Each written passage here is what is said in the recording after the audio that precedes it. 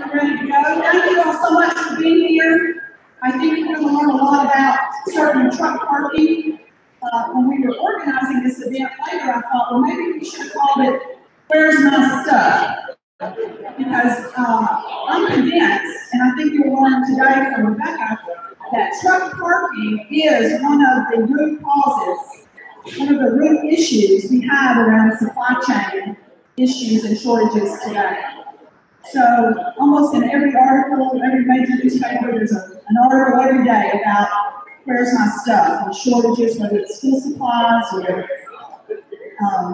water or anything, right? So today, Rebecca Brewster is going to give us the latest research. But before we get started, I want to just say thank you to the Thrive team, the Thrive Regional Partnership team. Shannon put a lot of work into today, and certainly Deborah Stone is our chair of our Freight Transportation Coalition, and puts a lot of work into that. And Jake Battles with Covenant has been solid to help us get things moving. We have some terrific partners, certainly McKee Foods. We appreciate them sponsoring today, as well as Covenant Transport is a sponsor for us today, and the Collegedale Tomorrow Foundation providing us with this beautiful space and nice breeze.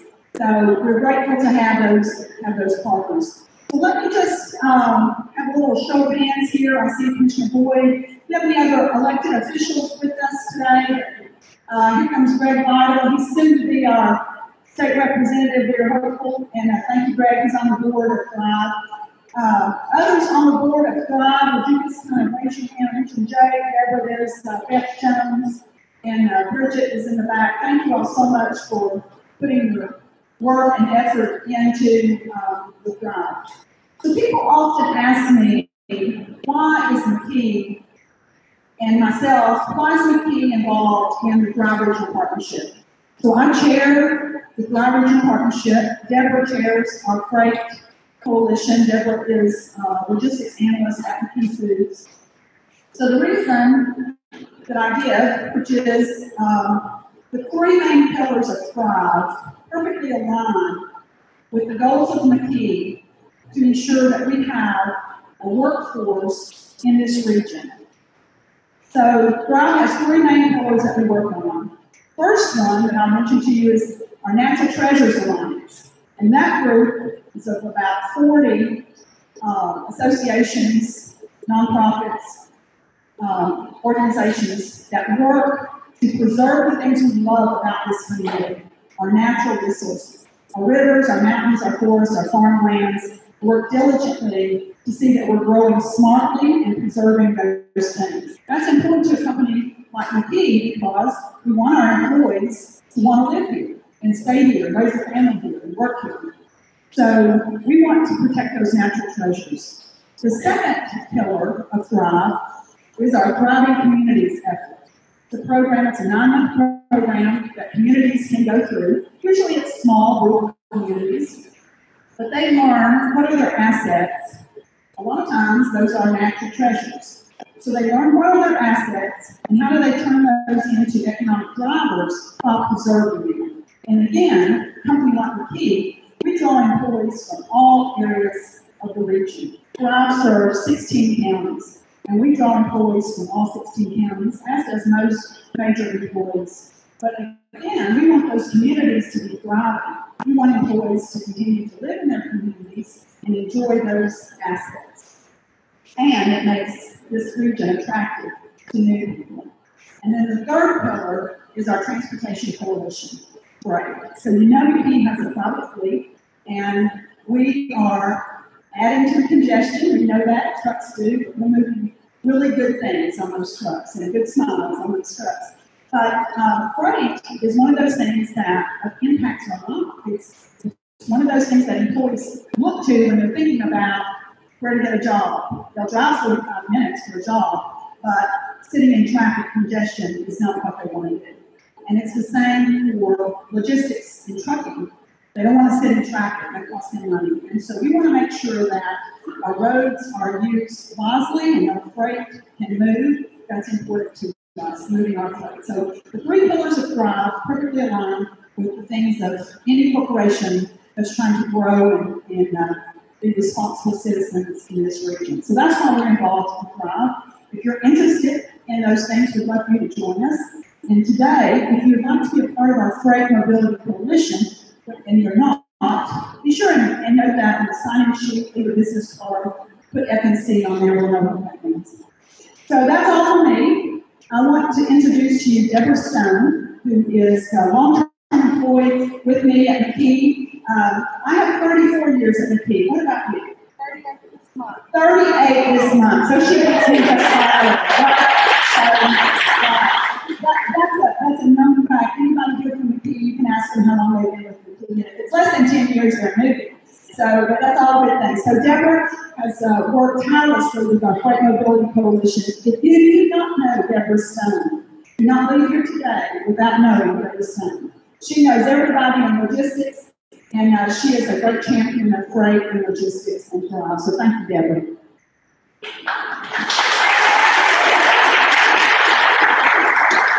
Thank you very much for coming today.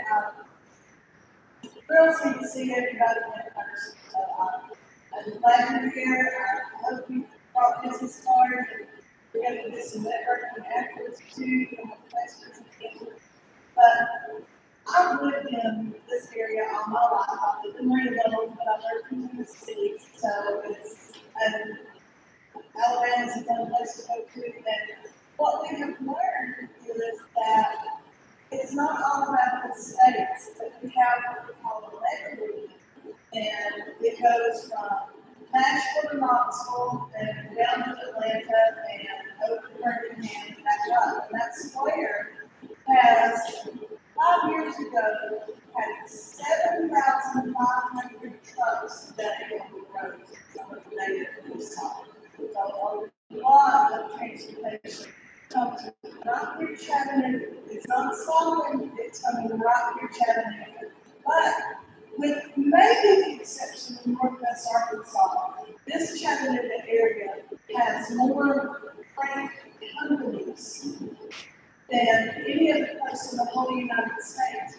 1 in 8 people in this region work in the transportation industry. We have McKee Foods is one of the top 500 private fleets in the United States. We come in at number 469. We have Mohawk, which is 296. The Shaw is number 297.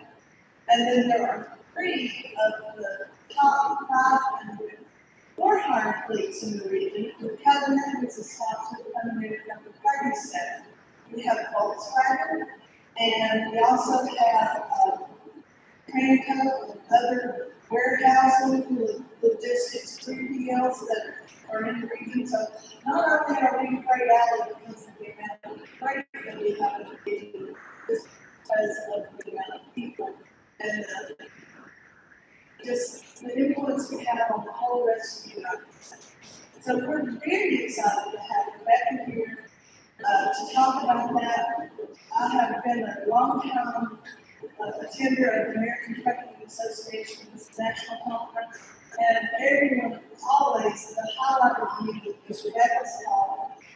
She does a bottleneck report every year to where the bottlenecks are in the United States. And it won't surprise you today, especially with the road-up people, that the I-75, I-24 interchange is the 7th bottleneck in the whole United States.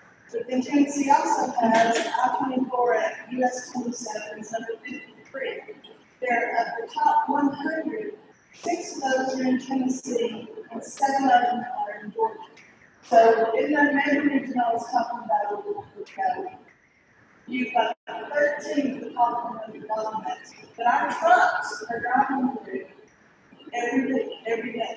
So that's why it's important, because they're going to run out of hours when they should, as a congestion, and then they need a place to park. So I'm going to let Rebecca explain right now. But she is the president and the chief operating officer of the American Transportation Research Institute, better known as ATRI. She's the recipient of several awards, including the Fleet Owner Magazine's Dozen Outstanding Women in Trucking, 2013 Influence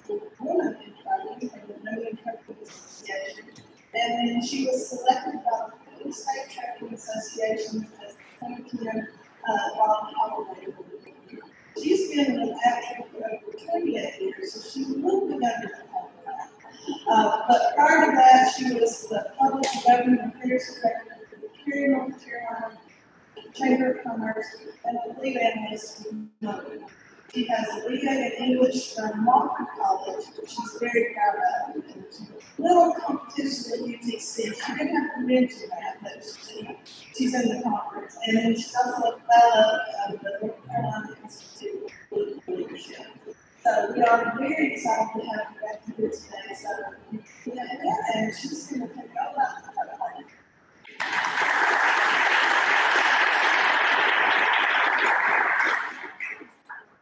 Thank you, Deborah, and it's certainly my pleasure to be here today. What a beautiful setting.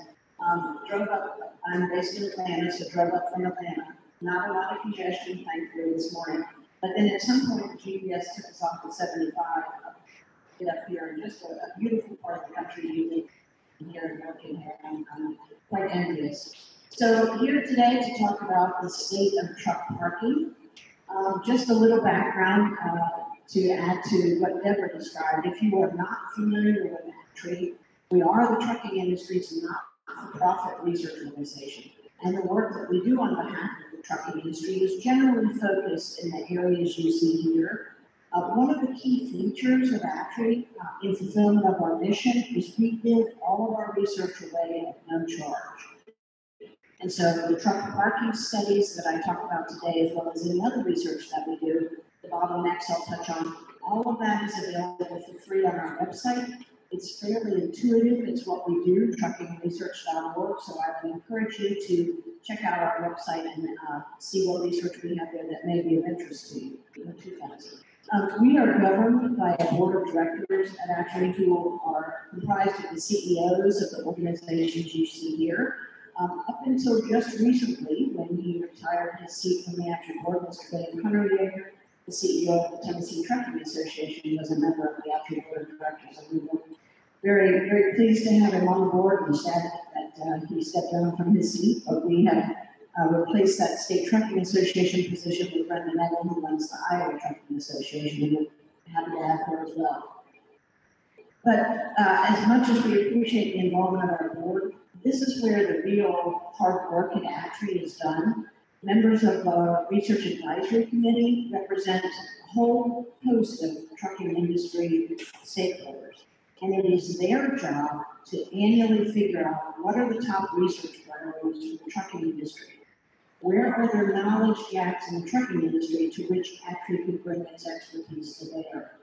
And what's so fabulous about this group is if you look at the logos, you'll see not only trucking fleets and trucking industry suppliers, but you'll see we have driver groups represented. We have both OIDA, independent drivers, as well as the Teamsters, so labor represented. We have law enforcement, academia, we have government at the federal, state, and local levels. So it really is a very wide cross-section of trucking industry stakeholders who again have one mission, and that's to figure out what research needs to be done for the trucking industry. And there's no question that this group has routinely pointed to the need to address this truck parking situation as one of the top research priorities. One of the inputs into that annual research priority identification process is this report. It's a survey we do every year. We've been doing it since 2005.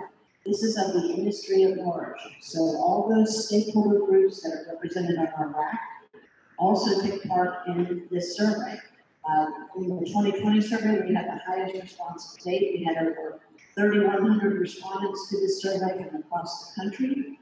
Just over 1,000 of those were professional truck drivers. And here's how the issues rank. These are the top issues of concern. Driver shortage, number one. Driver compensation, number two. And truck parking, the third biggest issue overall in the trucking industry. The number to the right of each issue is how that issue ranked in the previous year's survey. So driver shortage held on to its number one position, but truck parking rose 2 spots from the 5th position in the 2019 survey to be the number 3 issue overall. That's how the issues rank among all respondents.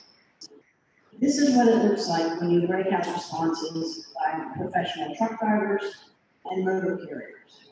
And for professional truck drivers, the number one issue is truck parking. It beats out driver compensation. It beats out detention and delay, which is a big issue for drivers. It is the number one issue for professional drivers. So clearly, 2020 was a different year for everyone, and it certainly had impacts on the trucking industry, including on the truck parking situation. So early on in the pandemic, my staff came to me and said, we should survey the industry to really understand how this pandemic is impacting the industry. And I said, that's a really bad idea because everyone's trying to just keep their businesses going in the face of this pandemic. No one will respond to a survey.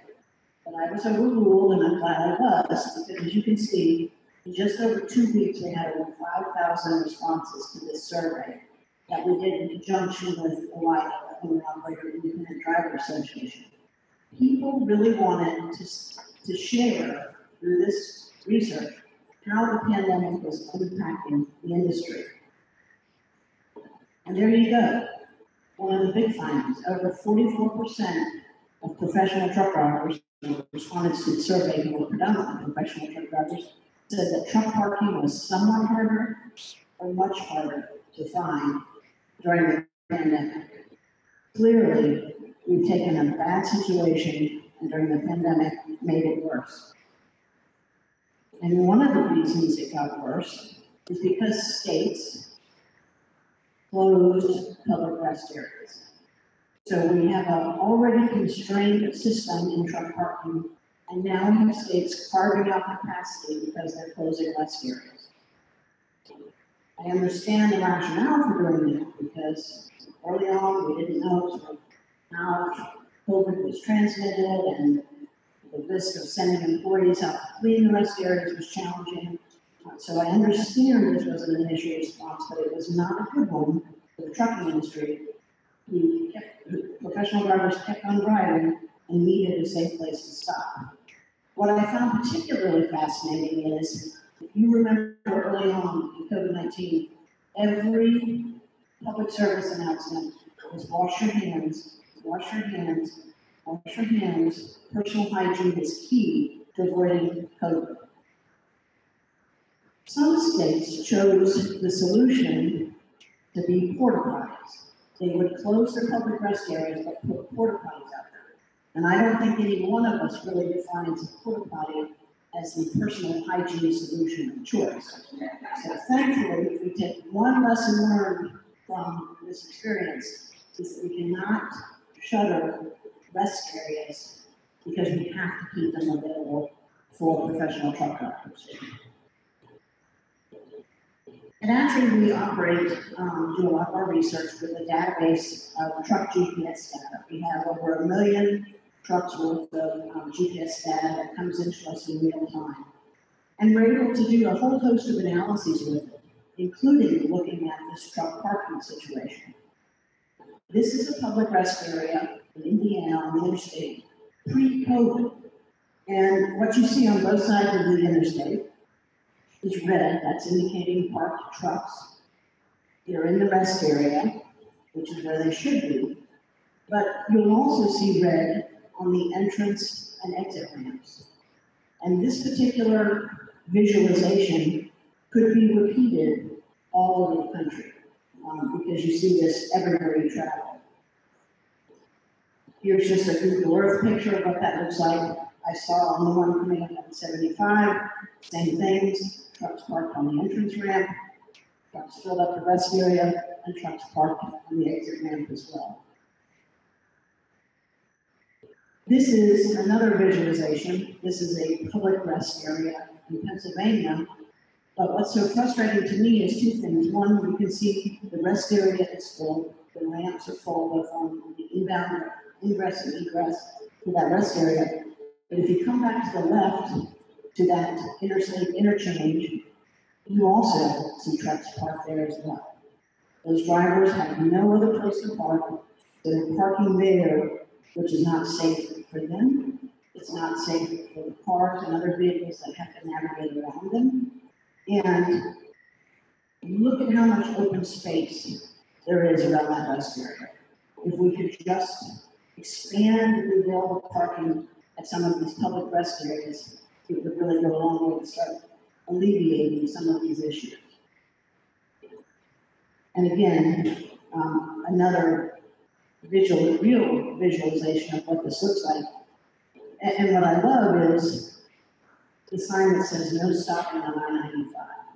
Well, I have a federal mandated hours of service rule that I have to abide by. I'm a human being and I need to get rest. If there's nowhere else, I'm going to stop on I-95. The good news is that states are recognizing and acknowledging that this is an issue. And this is just a visualization of the truck parking studies that we've been involved in at ATRI across the nation. There are certainly many more. But typically in these state level and even regional level truck parking studies, we've been able to use our truck GPS data to show where there is supply and demand issues for truck parking, where you're seeing trucks parking in those undesignated spots, but also time of day issues, because it is a difference based on what fleets operate in those lanes and what their traffic patterns look like. This is probably one of my favorite studies that we've done at ATRI in a long time, where we really went out to the men and women who drive trucks professionally and asked for a lot from them. We asked for participating drivers to keep a diary, a good old-fashioned paper diary for 2 weeks. And in that diary, we asked them to record every time they parked, everything about that parking experience. How many places they went to before they found a place to park, why they were parking, was it just to get a meal, was it to get fuel, was it to get a 10-hour break, how long did it take them to look for parking? A whole host of metrics that we asked them to record in the paper diary. We sent out over 600 diaries to drivers who indicated being interested in participating in this research. What I found really fascinating is we had a lot invested in mailing out these diaries, so when they weren't coming back, we followed up with those drivers to find out why they weren't returning their diaries. And I love the men and women who said, look, I've got my secret places where I like to park, and I'm not telling ATRI or anybody else where it is. So you're not getting your diary back. I don't care what you spend sending it to me. But we did get just under 150 diaries back, and it yielded an incredible database and really helped illustrate how significant this issue is for drivers. And one of those key points is how frequently drivers are forced to park in those undesignated parking areas, ramps, shoulders, closed down gas stations, because there's nowhere else safe for them to park. And for nearly 50% of the drivers in our data set, that's occurring as frequently as 3 to 4 to 7 days a week. They're having to park in an undesignated parking spot because there's nowhere else for them to park. We have heard anecdotally from both drivers and fleet managers that there's a real productivity issue attached to this lack of truck parking situation as well, in that drivers will park while they still have available hours of drive time, because they're afraid if they don't park now, they'll get down the road and there'll be no place for them to park. And so we wanted to try to capture how much of a productivity drain on the trucking industry that was. And so we asked drivers, when you're parking for your 10-hour break, and if you're doing so early, how much available drive time do you have?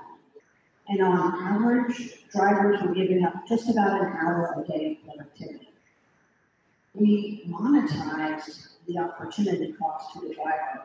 When we did this research, it was about $4,600 an opportunity cost or lost revenue for that driver, that's now up to about $5,200 coming out of that driver's pocket. Because again, they're going to go ahead and park if there's an available space here because they don't know what they're going to encounter down the road. I think one of the most impactful things for me out of this diary research was each page of the diary had good questions. The drivers were invited to give us any additional thoughts on the back of each page. And boy, did they tell us a story. And they told it repeatedly, and these are just two of the quotes. But honestly, these two themes were repeated diary after diary after diary. Most stressful aspects of the job. So we have an industry where the driver shortage is the #1 issue, finding and retaining quality drivers. And we have a situation with lack of truck parking that drivers are indicating is the most stressful aspect of the job. And then from the driver on the right, the issue that I think unfairly pits law enforcement and professional drivers against each other, because you see it everywhere, rest areas, where it is noted that you cannot park longer than 2 hours. We have drivers who have a mandated 10-hour rest break, and we have law enforcement charged with enforcing that 2-hour limit. And so, as the driver on the right indicates, there are situations where he or she doesn't know if the officer is going to come knock on the door when they're trying to get their mandated hours of rest and tell them they have to move on. So I use easy in quotes because certainly there are no easy solutions to this truck parking issue, short of just building new capacity all around the country. But there are certainly some things on the public sector side that can be done. One is that increasing the time that vehicles are allowed to be parked at public rest areas, so that drivers and law enforcement are not forced to evaluate, like, keep going even when I'm tired, because I'm only allowed to park for 2 hours here. Enforcement hasn't enforced that 2-hour limit. A number of states have also opened up their permanent way stations for overnight truck parking. They've got the asphalt there where trucks can park. They've got access to rest areas, restrooms. They have generally vending machines. So it does provide some amenities. Wisconsin was early on one of the states that did this. And in speaking with their enforcement division, they were very happy to be able to provide the space, but they said culturally it was a challenge to convince drivers to take their 8-hour break at law enforcement's house. It seems like that might be a risky thing, but I do applaud the states for recognizing that they have available facilities for drivers to park and for allowing that to happen. And then at a more local level, it's reducing those regulatory firewalls through zoning laws that would allow private truck stop operators to expand and build out additional spaces or build new facilities. And certainly, one of those additional public sector fixes is providing information to drivers about available truck parking. And there was not a whole lot of truck parking apps when we originally did our diary research, but they have proliferated since then. And so this is our newest release, one of our newest releases, where we went out again to professional truck drivers to find out how they get their truck parking information. Are they using those truck parking apps? Are they using those roadway signs that will tell them how many spaces are available at the upcoming exit? So we had over 1,100 drivers participate in this survey. It was surprising to me, the industry is about just under 7% female drivers. 17% of the drivers who responded to this survey about truck parking were female. The majority wrote 45 years old. That's pretty representative of what the driver population looks like. So, have you used the truck parking app in the last 12 months? Yes, the majority of drivers indicated that they had. But it is clearly skewed towards younger drivers who are using the truck parking apps. And that's good. We have more truck parking apps available. We want to bring younger people into the industry. And at least based on our survey population, that's who generally is using the truck parking apps. It's also newer drivers, generally, with fewer years of experience, who are using those truck parking apps. But here's the challenge with the truck parking app. By federal law, as a professional truck driver, I am allowed one push on a smartphone or something else while I'm in control of the vehicle. So I can't really use the truck parking app while I'm going down the road to find available parking. So I have to park, then look at the app to find available parking, and then get back on the road. So truck parking apps, widely used by the drivers, but not the only solution out there. We did find that a higher percentage of female drivers are using the apps. Bigger fleets more so than smaller fleets.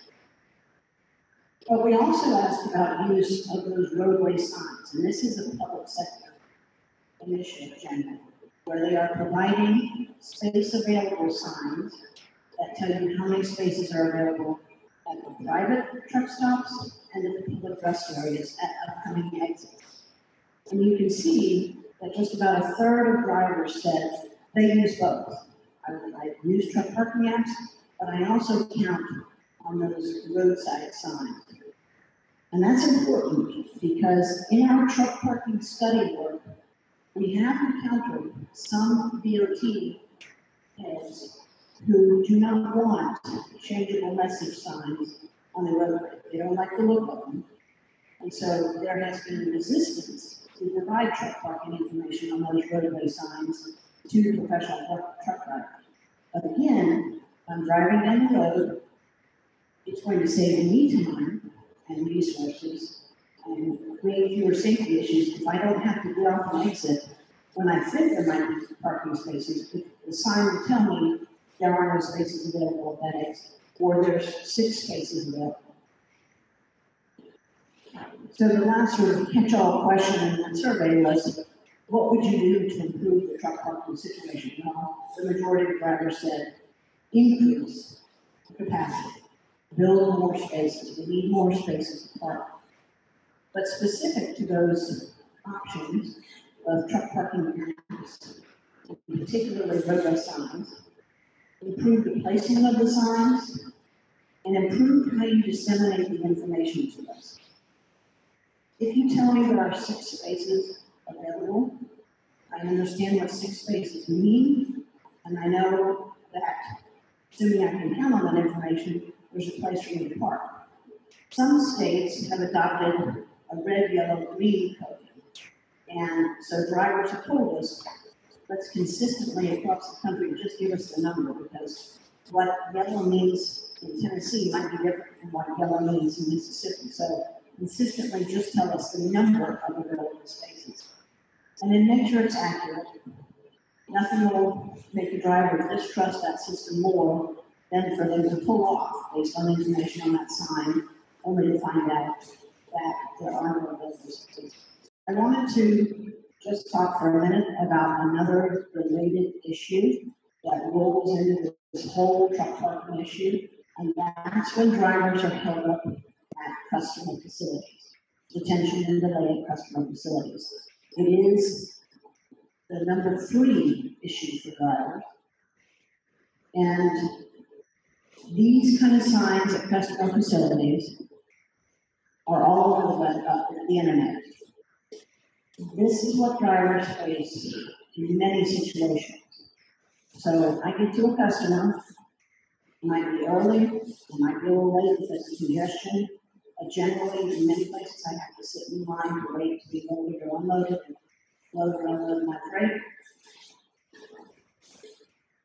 Don't even think about using the bathroom in our facility. I mean, we all benefit from having more truck drivers on the road to deliver everything we want. We cannot continue to treat professional drivers this way. We're not going to get drivers in the industry if this is how we're treated. I like the one in the middle because at least they say sorry for the inconvenience. They at least apologize for not allowing drivers to use their bathroom.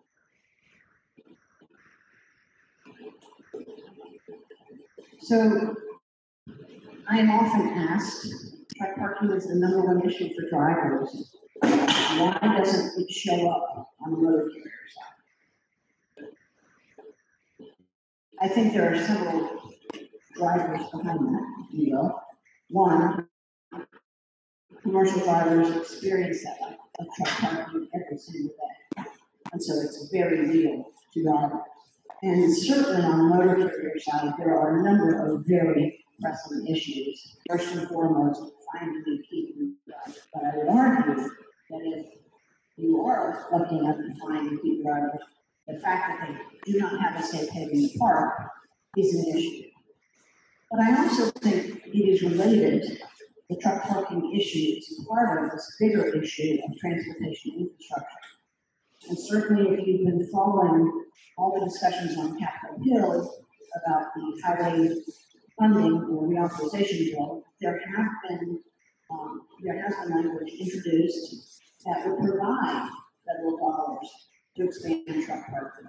But again, it's part of this bigger infrastructure congestion and how to fund our transportation infrastructure issue.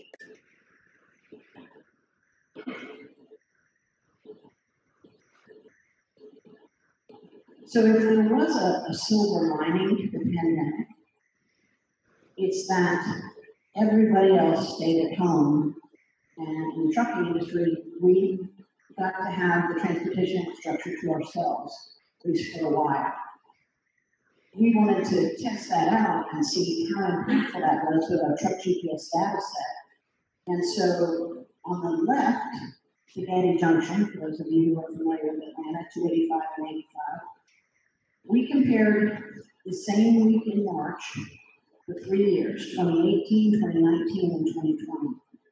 And what you can see on the left is that the blue and yellow lines are 18 and 19. In the afternoon at Spaghetti Junction, truck speeds are averaging 10 to 15 miles per hour because it's so congested there. Fast forward to March of 2020, when everybody else stayed at home, trucks were averaging 55 miles per hour because we had basically the highway system to ourselves. Congestion is very costly, and we have an annual research initiative at ATRI we call our operational cost of trucking, where we collect very detailed financial data from hundreds of motor carriers. We aggregate it and analyze it to come up with a cost to operate a truck per mile and per hour. But this helps you understand how impactful congestion is, and on the flip side, how much of a savings it was, at least temporarily, during COVID, when we had the infrastructure to ourselves. The bottom right, $65 per hour to operate a truck. So when you think about all the trucks that line up on 75 stuck in congestion, and they're there for several hours if there's an incident, every one of those trucks, every hour they sit there, on average, $65 an hour.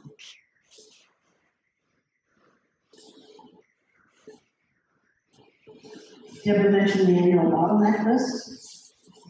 Another one of my favorite research topics, because it earned me a nickname. Mr. Hungeryaker calls me Becky Bottleneck, so I like that. But for this particular analysis, we use that GPS data set, and we monitor congestion at over 300 locations around the U.S. And each year, we take a full year's worth of data, and we look at how slowly trucks are operating in each of those 300 plus locations, and how many trucks are impacted. So speed and volume. And from that, we identify the top 100 worst places to operate a truck.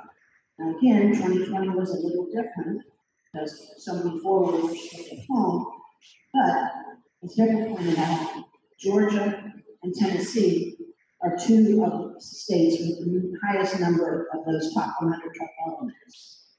Texas is number one.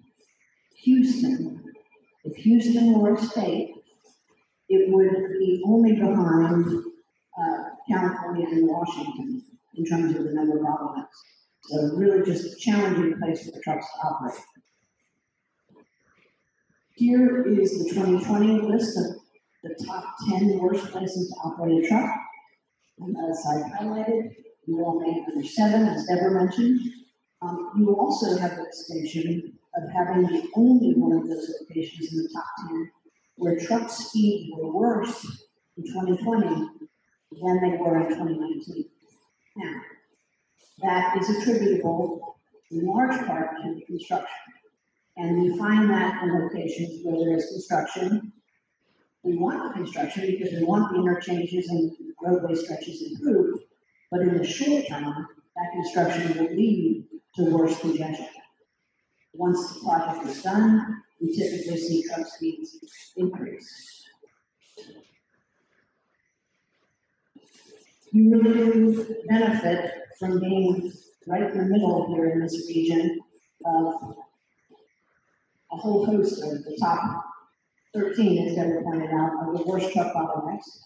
We're very proud of this list in Atlanta, not really, because we do have 7 of the worst truck bottlenecks in our region, including number 3 and number 4. Where my office currently sits, I get to look out my window at number 4 on a daily basis, and it is just amazing to me.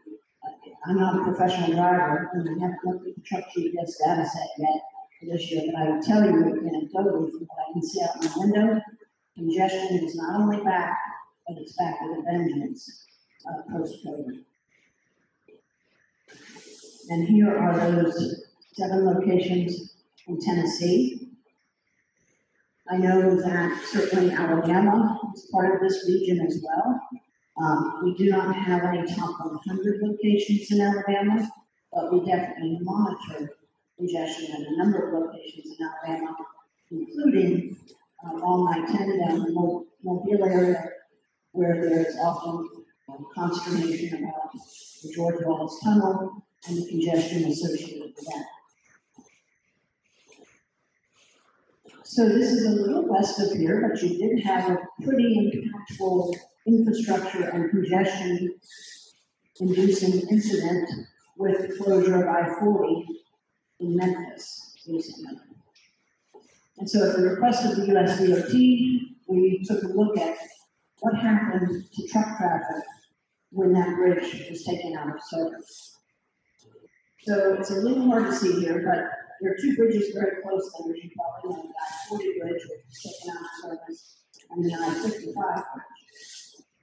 The I-40 bridge is marked in blue there, the I-55 bridge is marked in yellow, but we were also monitoring how trucks were going to reroute.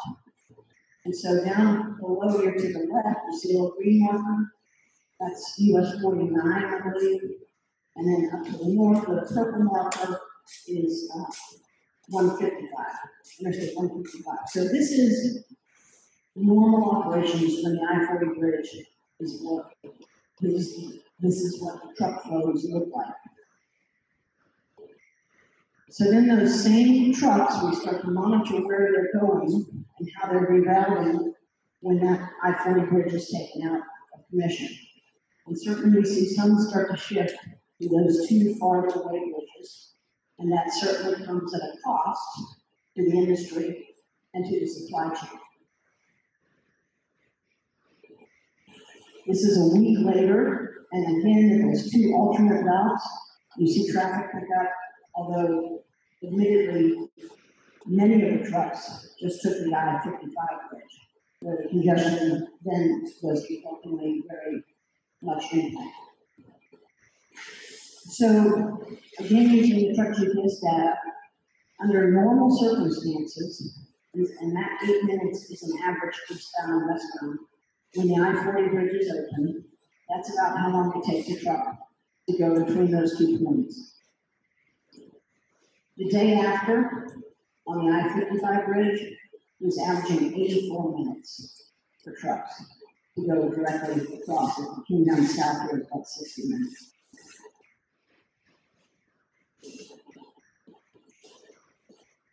A week later, when fleets had adjusted their operations, possibly determined other routes they were going to take, those other bridges, we saw the times get a little better, although certainly coming from Arkansas east into Tennessee still experienced greater congestion than those who were going westbound. So that's it for me. I'm happy to answer any questions you might have. I will tell you, just because it's a fascinating study for me, and we just released it on a completely different topic, not for something completely different. We just released the results of a test we have run of an assessment tool that can help the industry identify who among younger drivers is the safest. Who looks at 18 to 20, based on personality tests, most like a veteran, mature driver at 35 to 40. We believe, we're going to expand the test a little more, but we believe this is a great step to helping safely bring in younger men and women into the industry. And among that cohort of individuals, who among those younger drivers would be the safest? So again, all of our research is available on our website at truckingresearch.org. And with that, I'll take any questions you need.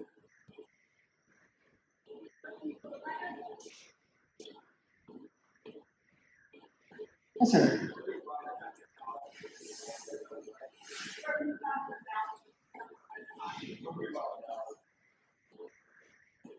So, good question. Where do you find the research under our website? So we have what are called research hot topics. And so we have one that's focused just on bottlenecks and congestion. So all of this bottleneck stuff is there.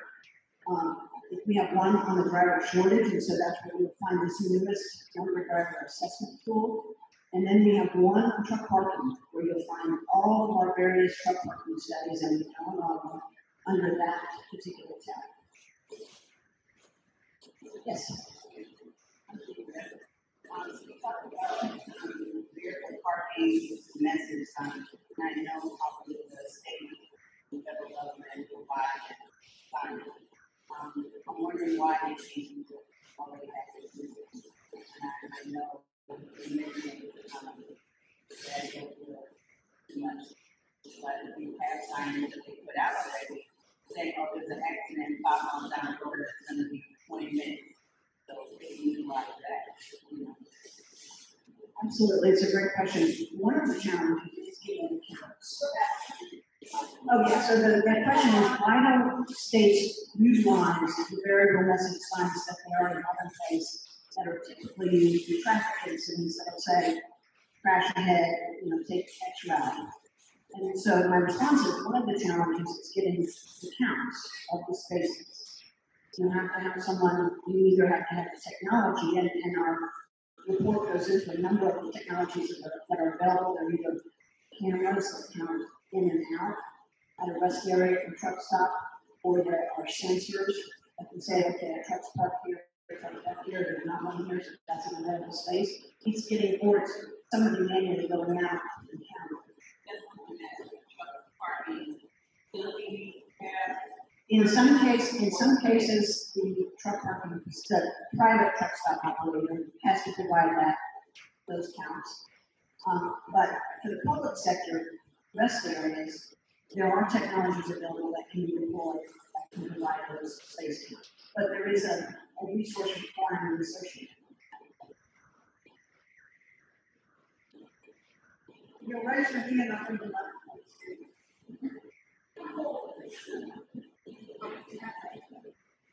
Rebecca, in your survey, did you survey the drivers on slots that they actually pay to park? Because more and more I'm seeing that there's truck parking that's going up and they're paying to park. And if so, are the companies reimbursing them?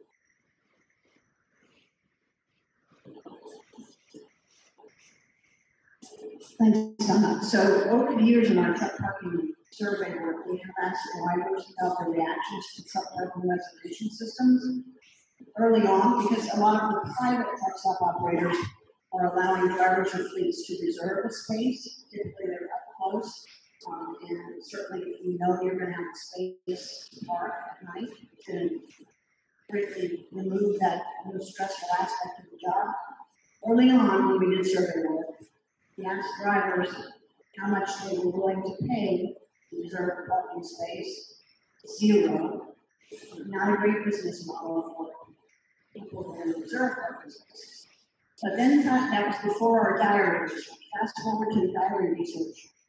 15% of the drivers in that research in 2016 indicated that their fleet paid the truck parking reservation fee for reimbursement. And that is certainly an option for driver retention. If again, it is the most stressful aspect of the job, and the driver knows I'm going to have a space to park at. Now, certainly, if your driver has highly valuable, theft-worthy cargo, it probably makes more sense to reserve a space for your driver up close to the facility, where there's better lighting, where you know that there's less likelihood of cargo theft associated with that. And I can't tell you among our drivers who said that they're free to pay for their truck parking reservation, whether they were high-value cargo drivers or regular general freight drivers. Don't know, so I don't know if that was driving the equation there. I will tell you that anecdotally, what we hear from drivers is it is extremely frustrating for them to pull into a truck stop, not have a reservation, see available spaces that are being held in the truck parking reservation systems, and not having a place for them to park. So there are pros and cons to that situation, depending on sort of your viewpoint. I certainly understand the private truck stop operators looking for that as an additional factor in their business model, because nothing frustrates them more. We have drivers parking their spaces, but not buy fuel, not buy food, or anything else. One other finding from the diary research, the females in our diary research preferred public rest areas at a higher percentage than did male drivers. All those issues, many of the female drivers indicated they bring their own food with them anyway, so they don't need to get out and dress hot. They felt it was quieter at a public rest area, so better sleep at night, and you might be able to get at a private truck stop with more activity. But for whatever reasons, the females in our data set preferred public rest areas at a higher rate than the males. And if we're looking to expand the number of female drivers, we have in this industry just another piece of that puzzle.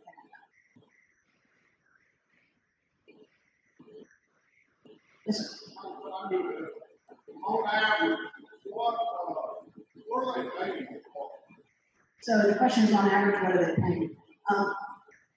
I know when we were initially looking at it, I think the reservation systems were like in the $12 to $15 range to hold a spot. I don't know where that sweet spot is at, but I know early on that's what they were charging. All right, thank you very much, folks. I appreciate it.